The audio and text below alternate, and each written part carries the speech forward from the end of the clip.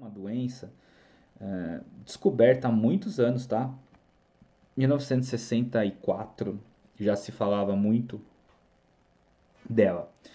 E ela se chama síndrome porque é um sinais, porque no início era um sinal de sintomas, né? De sinais e sintomas que o paciente apresentava.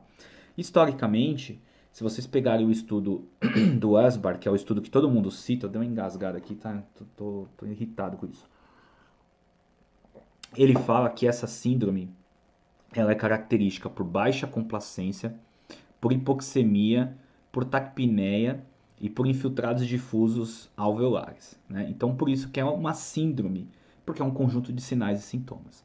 Dado isso, lá em 1964, né?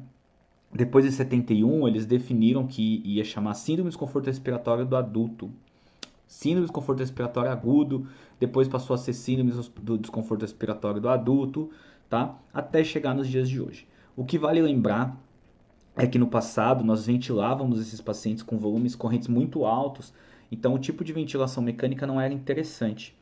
Isso levava à lesão pulmonar. Então vocês têm que lembrar que ventilação mecânica por pressão positiva, ela é antifisiológica.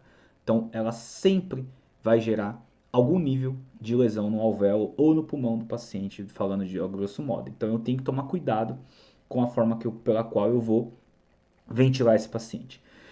E quando esse pulmão já está inflamado, que é o caso da síndrome de desconforto respiratório, é muito pior os efeitos que a ventilação mecânica pode vir a ter aí para o paciente.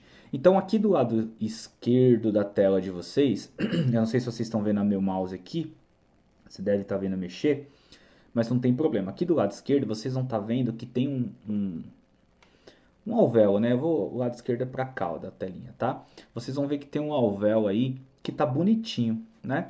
Então ele tem o seu espaço alveolar tá livre, né? Ele tem um macrófago alveolar aqui dentro, tem aqui o surfactante aqui na parede, que é para diminuir a tensão superficial, evitar que o nosso alvéolo colabe, né?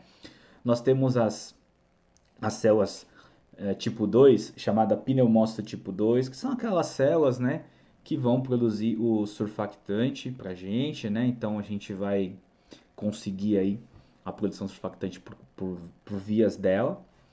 Então tá tudo bonito aqui. A gente tem um capilar aqui embaixo também, bem bonito, passando aqui o sangue com as hemácias dentro. A parede do capilar tá bonita, não tem nenhuma alteração. Mas aí, por algum motivo, o paciente pode ter sofrido uma infecção pulmonar, né? Ou uma infecção em um órgão à distância que migrou para esse pulmão, que porque a SARA pode ser pulmonar e pode ser extrapulmonar, né? Que é a SARA primária e a secundária. Ou seja, quando é pulmonar, a infecção é direta no pulmão. Uma pneumonia, por exemplo, né? É um exemplo. Pode ser uma hemorragia alveolar, enfim. Quando ela é extrapulmonar, ela tem uma infecção no outro órgão adjacente que acabou fazendo uma infecção também aí nesse pulmão e um preenchimento alveolar, tá? Então, alguma coisa aconteceu nesse alvéolo e aí vocês percebem que aqui na direita o alvéolo está bem preenchido, né? Então, está tendo inativação do surfactante porque quando você tem um meio que estranho dentro desse alvéolo, ou seja, você tem plasma dentro desse alvéolo, você vai inativar o surfactante, né? Não tem como. Você percebe que com todo esse processo inflamatório no pulmão, ele também está vindo lá do capilar.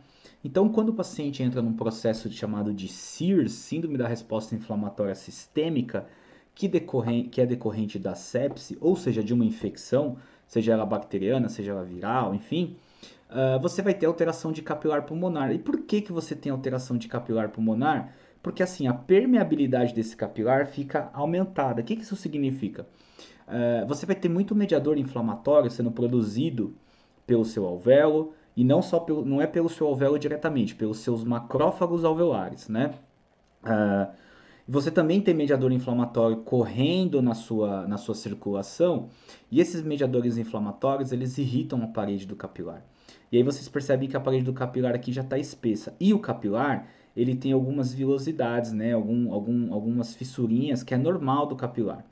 E aí que acontece? Como tem esse processo tão grande inflamatório, tem mediador inflamatório, nós temos algumas células também, como eosinófilos, mastócitos, que liberam histamina para o local da infecção, porque a histamina vai fazer o quê? Vasodilatar, né, naquela região para que chegue mais sangue. Por isso que quando a gente aprende na faculdade, dor, calor, rubor, edema, né?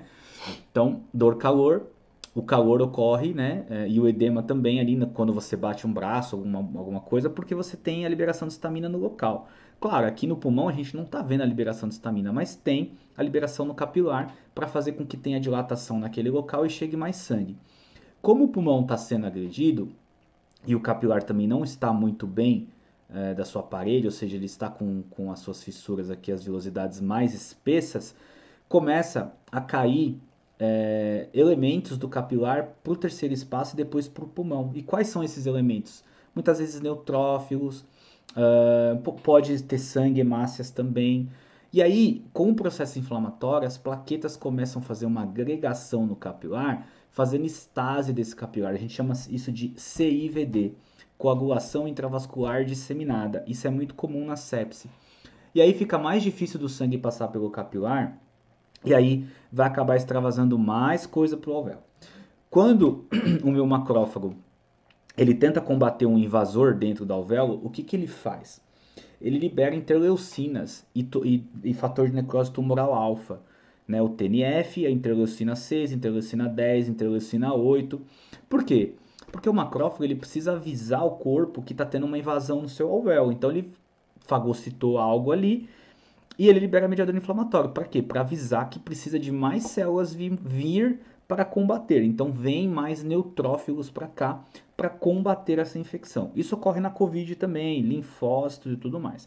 E com isso essas células começam a migrar, saem do capilar e vão lá para o alvéolo para tentar combater a infecção. Problema, esse alvéolo fica edemaciado, fica cheio de líquido, cheio de células que não deveriam estar ali trabalhando. Um excesso de mediador inflamatório.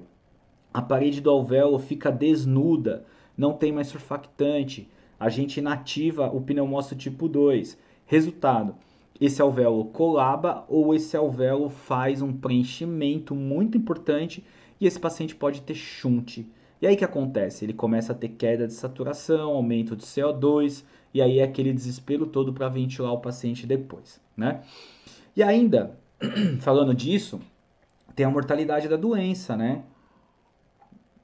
A gente sabe que a SARA ela é dividida em leve, moderada e grave. E ela é dividida pela relação PO2-FA2. Desculpa, gente. Então, assim, a PO2-FA2, ela não é diagnóstica, ela é